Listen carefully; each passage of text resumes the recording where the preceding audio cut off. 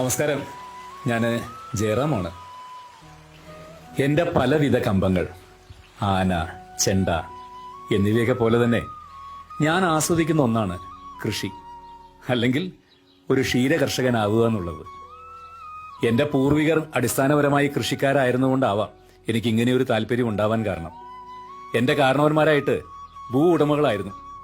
ആ ഭൂമിയുടെ ഒരു ചെറിയ ഭാഗമെങ്കിലും സ്വന്തമാക്കാനും എന്റെ അധികമാരും അറിയാത്ത ഈ താല്പര്യം യാഥാർത്ഥ്യമാക്കാനും കഴിഞ്ഞത് ഒരുപക്ഷെ അവരുടെ അനുഗ്രഹം കൊണ്ട് മാത്രമാവാം. കഴിഞ്ഞ 10 വർഷമായി സിനിമാ തിരക്കുകളുടെ ഇടവേളകളിൽ ഏറിയ ഭാഗവും ഞാൻ ചെലവഴിക്കുന്നത് എൻ്റെ ഈ ഫാമിലാണ്. കഴിഞ്ഞ പ്രളയം മറ്റെല്ലാവർക്കും എന്ന പോലെ എന്നെയും കാര്യമായി ബാധിച്ചുവെങ്കിലും അതിൽ നിന്ന് കരകയറാനും ആദ്യം മുതൽ തുടങ്ങാനും എനിക്കായത് ഈ കൃഷിയോടുള്ള അതിയായ താല്പര്യം ഒന്നുകൊണ്ട് മാത്രമാണ്.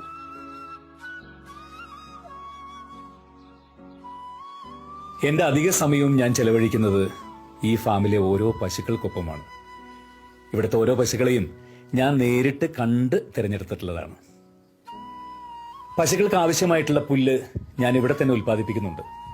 മാലിന്യ നിർമ്മാർജ്ജന പ്ലാന്റുകൾ, ബയോഗ്യാസ് പ്ലാന്റുകൾ എന്നിവ ഈ ഫാമിനോടനുബന്ധിച്ച് പ്രവർത്തിക്കുന്നുണ്ട്. എന്റെ ഫാമിലേക്ക് ആവശ്യമായ വൈദ്യുതി ഈ ഫാമിലെ തന്നെ ബയോഗ്യാസ് പ്ലാന്റിൽ നിന്നാണ് ഞാൻ ഉൽപ്പാദിപ്പിക്കുന്നത്. ഒരു ഫാം തുടങ്ങുക എന്നുള്ളത് വളരെ എളുപ്പമുള്ള കാര്യമാണ്. എന്നാൽ അത് വിജയകരമായി മുന്നോട്ട് കൊണ്ടുപോകുക എന്നത് അത്ര എളുപ്പമുള്ള കാര്യമല്ല. പശുക്കൾക്ക് ആഹാരവും വെള്ളവും പോലെ തന്നെ പ്രാധാന്യമുള്ള ഒന്നാണ് അവ ജീവിക്കുന്ന ചുറ്റുപാടും. വായുസഞ്ചാരവും ഉയരവും വീതിയുള്ള തൊഴുത്തുകൾ, വൃത്തിയുള്ള സാഹചര്യങ്ങൾ എന്നിവ വളരെ പ്രാധാന്യമാണ്. കൂടാതെ ഞാൻ ഒട്ടനവധി പുറം രാജ്യങ്ങൾ സന്ദർശിച്ചപ്പോൾ എനിക്ക് മനസ്സിലാക്കാൻ സാധിച്ച പല കാര്യങ്ങളും ഞാൻ എൻ്റെ ഫാമിലിന്റെ കാര്യത്തിൽ പ്രാവർത്തികമാക്കാൻ ശ്രമിച്ചിട്ടുണ്ട്. ഉദാഹരണത്തിന്, നമ്മുടെ നാട്ടിൽ സാധാരണ കെട്ടിയിട്ട് വളർത്തുന്ന രീതിയിൽ നിന്ന് വ്യത്യസ്തമായി ഞാൻ പശുക്കളെ സ്വതന്ത്രമായി അഴിച്ചുവിട്ട് വളർത്താൻ മാക്സിമം ശ്രമിക്കാറുണ്ട്. ഞാൻ അധികമാരും അറിയാത്ത എൻ്റെ ഈ കമ്പം നിങ്ങളുടെ മുമ്പിൽ വെളിപ്പെടുത്തുന്നത് കേരള ഗവൺമെന്റിന്റെ മാതൃകാ ഫാമായി എൻ്റെ ഫാം തിരഞ്ഞെടുക്കപ്പെട്ടതിന്റെ സന്തോഷം നിങ്ങളുമായിട്ട് പങ്കുവയ്ക്കാൻ കൂടിയിട്ടാണ്.